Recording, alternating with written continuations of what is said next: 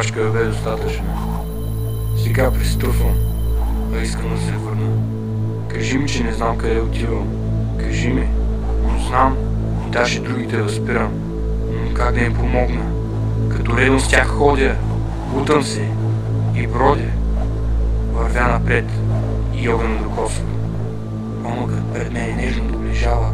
Спира се, поглежда ме и чака. Изприма ме в поглед на поканва. Аз пристъпвам, доближавам, без да спра. Защото него търся и към него се стремя. И огънят меканик пак да се разпаля. Не го желая, но пред мене и навсякъде където се ходя. Погледам нагоре, само там го няма.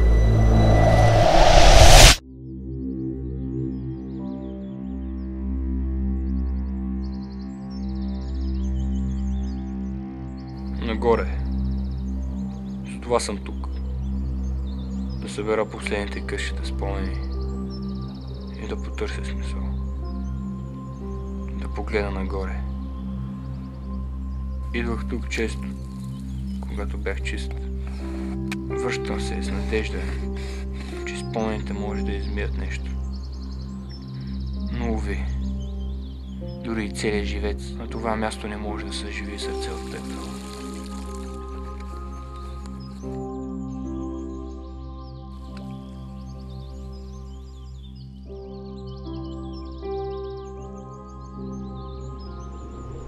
Споменът.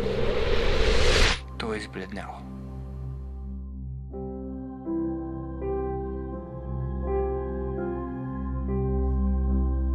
Родителите ми са като неми сенки.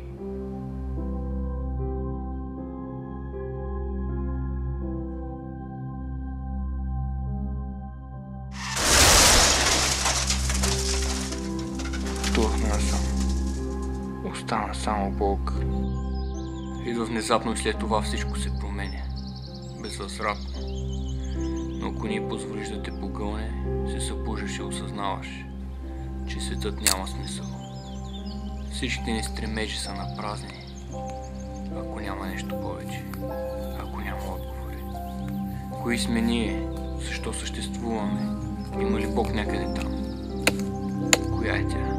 Но и дори да си будем понякога, огънят се завръща, за да те приспи отново, да те накара да забравиш въпросите. Знам, че идвам в неподходящ момент. Знам, че си разстроен заради това, което се е случило. Просто не мога да разбера. Когато катастрофирахме, се случи нещо странно. Докато лежах на асфалта и бях сигурен, че ще умра, над главата ми се надвеси някакво момиче и ми шепнеше. Сякаш се молеше. В очите имаше сияние. И след това сякаш цялата болка и страх изчезна.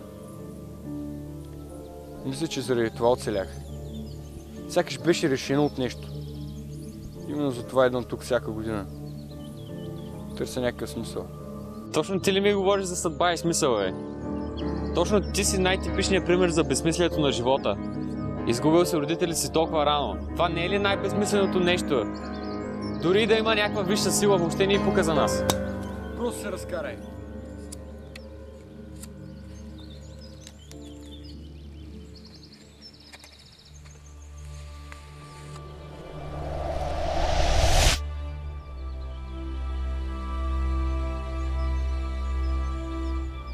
Мамо, а сега къде е баба? Тони, Милчев, тя е при Бог. А ще ида ли при него някой ден? Да, но ще след много години. А ако той не ме иска? Аз те обичам повече от всичко на света. Бог те обича дори още повече. Той обича всеки. Но, мамо, аз не искам ти да отиваш при Бог. Аз искам ти да си с мене. Тук съм. Никога няма да те изоставя, Тони.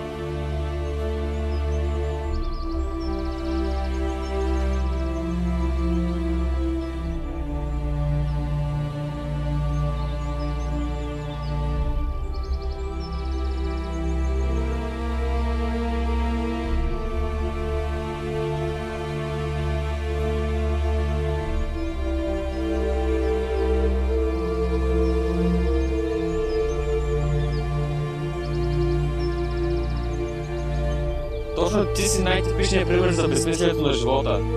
Дори да има някаква висша сила, въобще не е пука за нас. Писна ми! Марио беше прав! Ти ми отне всичко! Какъв съм глупак! Вярвам в измислици!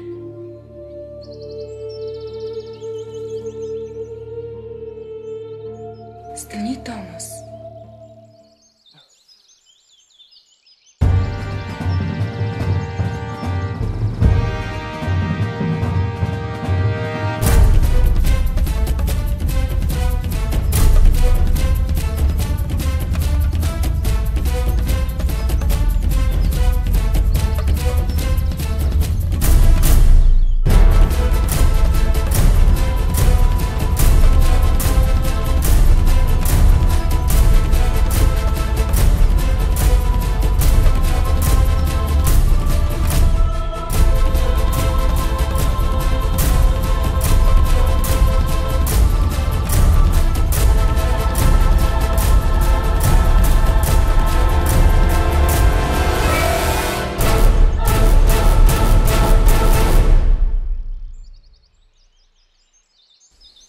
Много ли ти е забавно да се гавриш с вярванията ми? Знам, че Марио те праща.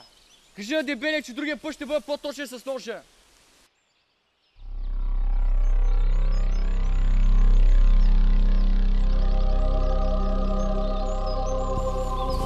Ако си искаш карнавалния костюм, ще бъде при палатката ми.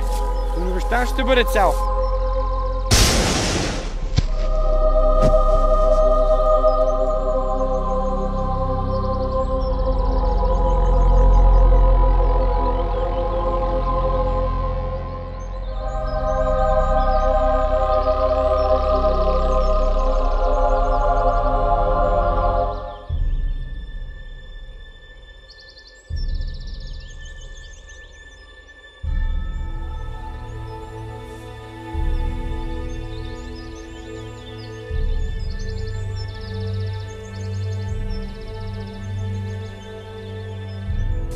Това си ти! Наистина си ти! Стани, Томас. Не се покланяй на мен. Аз съм само слуга, този, който ме праща. А коя си ти? Какво си? Последвай ме и ще получиш отговорите, за които жадува душата ти.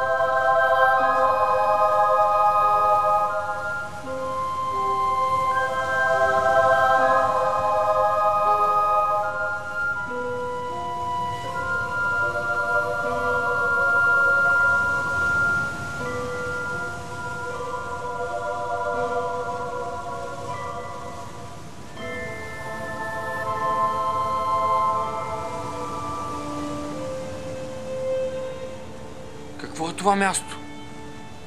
Това е морето на душите. То е символ на света, който ти познаваш. Цялото му влича по обгръща. Водата са душите на хората, живеещи в света. Наглед всичко е могъщо и красиво, но истината е, че отдавна е покварено и мъртво. Никой, който е част от това море, не може да остане чист. Тогава значи няма надежда за никой? Надежда винаги е имал, но малцина са тези, които я търсят. Морето е заблудило толкова много хора със суета и проблеми. Никой няма време да търси светлината. Ти беше там, когато катастрофирахме със семейството ми. Защо не ги спаси? Защо ги остави да умрат? Представи си времето като една много дълга история, записана само на един ред. Това тук е началото на света, сътворението.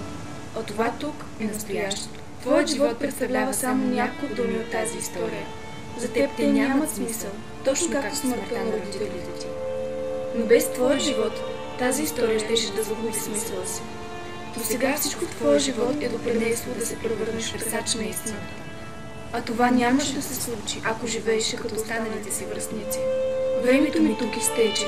Когато се прибереш у дома, разкажи на всички това, което си видял. Защото краят е близо. Тогава всяка твар ще се преклони пред името на моя Господар.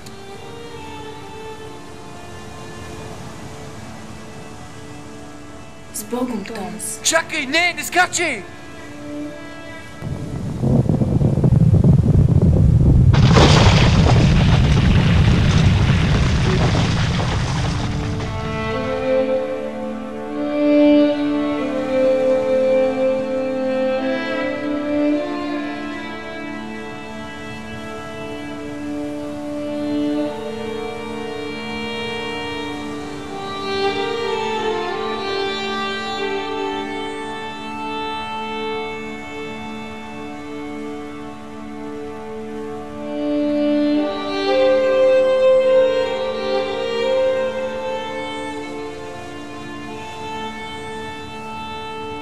Огънят и болката ги няма. Намерих нещо, което бях изгубил отдавна. Сега пак съм чист.